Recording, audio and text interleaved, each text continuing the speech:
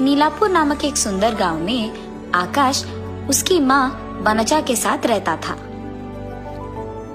वो सब्जियां उगा के उनको बेचकर आए हुए पैसों से उसकी माँ का अच्छा देखभाल करता था। एक दिन जब वो सब्जियों को बेचने के लिए गांव जाता है, तब सब्जियां सब्जियां ताजा ताजा सब्जियां, आइए बाबू आइए, ऐसी उसकी पुकार सुनकर सभी उसके पास आकर सब्जियां खरीदते हैं। इतने में एक औरत, अरे आकाश, तुम्हारे पास सब्जियां कितनी ताजा होती है और वो भी इतने कम दाम में, वाह भाई वाह। अरे दीदी, आकाश इन सब्जियों को खुद से उगाता है और इतना ही नहीं, वो आए हुए इन पैसों से उसकी माँ का बहुत अच्छा देखभाल भी करता है। ये बहुत ही अच्छा आदमी है। आकाश, मुझे 1 किलो टमाटर चाहिए। जी मेम साहब। ऐसे ही गांव में सभी लोग उसके बारे में बहुत अच्छा बात करते थे और उसकी अच्छाई के बारे में बहुत ऊंचा सोचते थे। ऐसे ही सब्जी बेचते हुए वो पड़ोसी गांव में जाता है और जाते ही वहाँ एक बड़े घर के पास रुकता है। लगता है कि इस गांव में सबसे बड़ा घर यही है। इस घर में जरूर बहुत सारा पैसा और सोना मिलेगा। इस गांव में मैं इसी घर से चोरी करना शुरू करूंगा। आज रात जब सभी सो जाएंगे, इस घर को आके मैं चोरी करूंगा। हाँ, ये सोचकर वो वहाँ से चले जाता है। उसके योजना के अनुसार ही उस रात को वो उस पड़ोसी गांव के बड़े घर में चोरी करने जाता है। हाँ, लगता है कि आजू बाजू के सारे लोग सो गए हैं। यही अच्छा मौका है इस घर में घुसने का। ये सोचकर वो उस घर में घुस के पूरा पैसा और सोना वहाँ से चोरी करके निकल जाता है। घर पहुँचते ही अपनी माँ को सोते हुए देख वो चुपचाप एक और कमरे में चले जाता है। हाँ, बहुत दिनों से मैं सुबह में ताजा सब्जियों को बेचकर रात के समय में से चोरी कर रहा हूँ, लेकिन आज मैं और भी पैसे लाया हूँ। एक बार मुझे इकट्ठा किए हुए इन सारे पैसे और सोने को देखना होगा। ये फैसला करके वो उसके कमरे में इकट्ठा किए हुए सारे पैसे, गहने और सोना को निकालकर एक जगह पे रख देता है। बाप रे, मैंने क्या इतने पैसे और सोना चोरी किया है? ऐसे वो चौंक जाता है। इतना सारा पैसा और सोना मैं घर पे लगाऊंगा तो मुसीबत आ जाएगी। मुझे जल्द से जल्द इसे कहीं छुपा देना होगा, लेकिन मैं इसे भला कहाँ छुपा पाऊंगा? इस सोच में पड़ जाता है। हाँ, अगर मैं इस सब पैसे को एक ऐसी जगह पे छुपाऊंगा जहाँ कोई लोग नहीं आ पाएंगे, तो यानी जमीन के ऊपर नहीं बल्कि जमीन के नीचे एक घर बना के अगर मैं सारे पैसे और गहने और सोने को छुपाऊंगा तो कोई भी नहीं आएगा वहाँ और किसी को कभी भी पता नहीं चलेगा। ऐसे वो उसके फैसले के मुताबिक ही जमीन के नीचे एक घर बनाता है और उसमें इस सारे सोने, पैसे और गहनों को छुपा देता है। हाय भगवान, अच्छा हुआ कि मैंने ये सब कर दिया। अब इस जगह में कोई भी नहीं आ पाएगा और तो और चोरी के सारे पैसों को यही छुपा पाऊंगा और जब मन चाहे मैं यहाँ आके आराम कर पाऊंगा। तब वो उस घर से बाहर आके जमीन के ऊपर पहुंचता है और उस रास्ते को ऐसे छुपा देता है कि किसी और को शक भी ना आए और तब वहाँ से खुशी खुशी चले जाता है।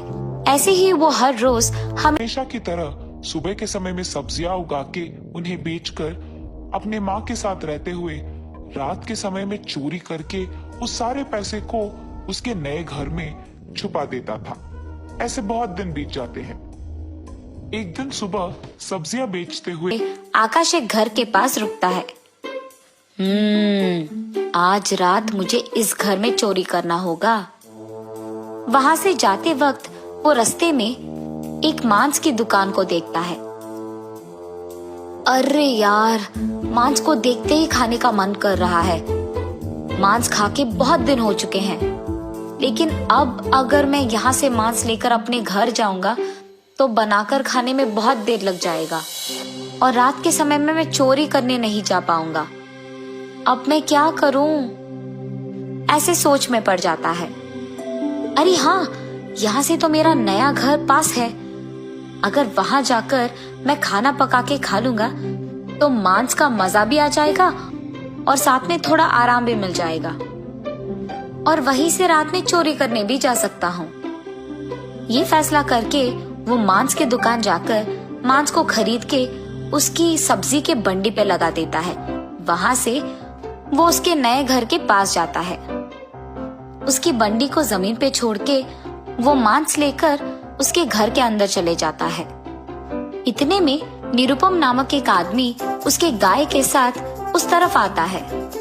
उसके गाय को घास खिलाने के लिए वो उन्हें ऐसे जगह ले आता है जहाँ कोई नहीं होता है, पर वहाँ आकाश की बंडी को देख वो चौंक जाता है।